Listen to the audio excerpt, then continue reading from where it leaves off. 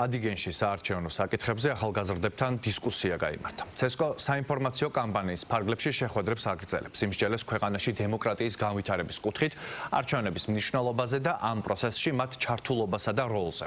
აქცენტი გაკეთდა ელექტრონული ტექნოლოგიების უპირატესობებზე, დეზინფორმაციის გავლენებსა და მის შედეგებზე.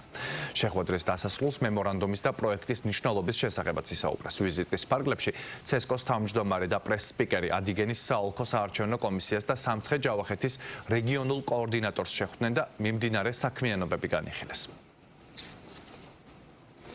აღნიშნული შეხვედრები მნიშვნელოვანია იმ თვალსაზრისით, რომ ის პასუხობს საარჩევნო ადმინისტრაციის ორ სტრატეგიულ პრიორიტეტს, რომლის ფარგლებშიც ჩვენი მიზანია ხელი შეუწყოთ ახალგაზრდების მეტად დაინტერესებას საარჩევნო პროცესებში, ისევე როგორც ცნობიერების ამაღლების კამპანიების განხორციელების გზით უზრუნველყოთ საარჩევნო კულტურის განვითარების ხელშეწყობა. ამჯერად ადიგენის ახალგაზრდულ ცენტრში შევხვდით ადგილობრივ ახალგაზრდებს, სადაც მივაწოდეთ მათ ინფორმაცია ახალგაზრდობის სააგენტოს პროგრამების შესახებ. ასევე CESCO-ს პირველი პირებისგან მათ მიიღეს ინფორმაცია მნიშვნელოვანი საარჩევნო საკითხების შესახებ.